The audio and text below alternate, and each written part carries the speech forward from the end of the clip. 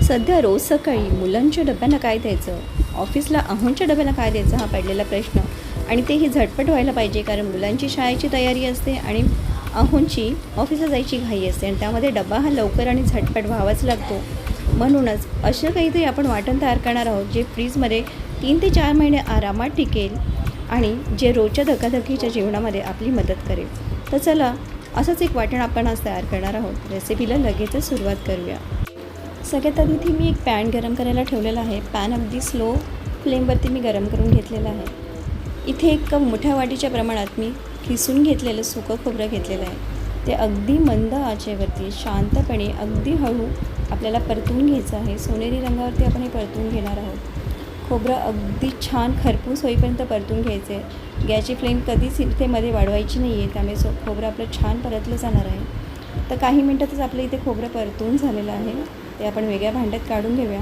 आता त्याच प्रमाणात मी इथे ओलं खोबरं घेतलेलं आहे. तर एक मोठी वाटी इथे किसलेलं ओलं खोबरं घेतलेलं आहे. ते देखील आपल्याला मंद आचेवरती सोनेरी रंगावरती परतून घ्यायचं आहे.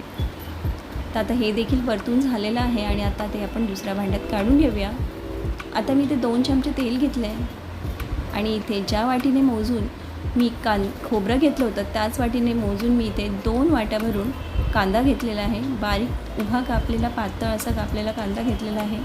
तो देखील आपल्याला मंद आचेवरती परतून घ्यायचा आहे. शक्यतो मंद ते मीडियम आचेवरतीच आपल्याला कांदा परतून घ्यायचा आहे.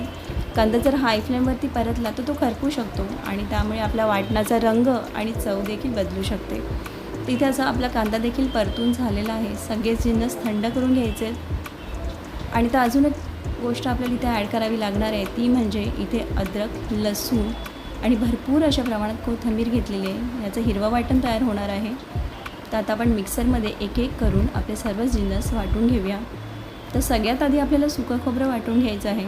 सुकं खोबऱ्याला स्वतःचं असं तेल असतं आणि ज्यावेळेस आपण खोबरं परतून घेतो त्यावेळी ते रिलीज होतं आणि जेव्हा वाटतो तेव्हा अजून रिलीज होतं. म्हणून आपल्याला सगळ्यात आधी सुकं खोबरं वाटून घ्यायचं आहे. तर पाहू शकता आपली इथे सुकं खोबरं छान असं वाटून झालेलं आहे. पहा त्याला किती छान तेल सुटलेलं आहे. आता मी हे सुकं खोबरं काढून घेते आणि आपलं ओलं खोबरं देखील आपण वाटून घेऊया. ते देखील आपल्याला मिक्सरवरती बारीक वाटून घ्यायचं आहे. आपलं इथे ओलं खोबरं देखील वाटून झालेलं आहे. आता आपण हा आपला जो कांदा आहे तो वाटून घेऊया.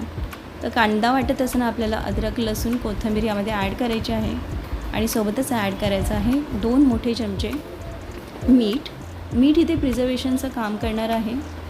यामध्ये आपण कुठेही पाण्याचा अंश वापरणार नाही आहोत, त्यामुळे आपल्याला इथे मीठ वापरायचं आहे जे आपलं वाटण प्रिझर्व करायला मदत करेल. तर आता छान अशी बारीक पेस्ट तयार करून घ्यायची. तर हे हिरवं वाटण तयार झालेलं आहे. खोबरं आपलं छान वाटून झालेलं आहे आणि हे हिरवं वाटण देखील छान तयार झालेलं आहे.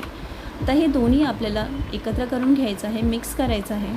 तर हळूवार हाताने आपल्याला हे अगदी व्यवस्थितपणे मिक्स करून घ्यायचं आहे. तर आता पाहू शकता इथे हे पूर्ण आपलं मिक्स करून झालेलं आहे. इथे मिक्स करत असताना ओला हात, ओला चमचा असा कशाचाही वापर करायचा नाही आहे आणि ज्या भांड्यामध्ये तुम्ही हे स्टोअर करून ठेवणार आहात ते देखील अगदी व्यवस्थित पुसून कोरडं करून घ्यायचं आहे. असंही आपलं वाटण तयार झालेलं आहे. हे तयार केलेलं वाटण तुम्ही एखाद्या एअरटाईट कंटेनरमध्ये फ्रीजमध्ये 4 महिने देखील अगदी व्यवस्थित स्टोअर करून ठेवू शकता. त्याला कोणताही वास येत नाही. फक्त एकच काळजी घ्यायची की त्याला पाण्याचा हात, चमचा काही लावायचा नाही आहे. मग हे वाटण तुमचं अगदी कितीही दिवस टिकू शकेल. जर तुम्हाला जास्त प्रमाणामध्ये हे वाटण करायचं असेल तर याचं प्रमाण डबल करू शकता. आणि हे वाटण आपण कशात वापरू शकतो, तर कोणत्याही व्हेज भाजीसाठी किंवा नॉनव्हेजसाठी देखील तुम्ही हे वापरू शकता. आणि रोज बनवल्या जाणाऱ्या कडधान्याच्या भाज्या आणि अगदी हिरव्या भाज्यांसाठी देखील हे वाटण तुम्ही वापरू शकता. त्यामुळे हे वाटण खरंच प्रत्येकाच्या फ्रीजमध्ये असायलाच हवं आहे. ही रेसिपी तुम्हाला आवडली असेल तर लाईक करायला अजिबात विसरू नका. चॅनलला अजूनही सबस्क्राईब केलं नसेल तर चॅनलला नक्की सबस्क्राईब करा. बेल आयकन प्रेस करा.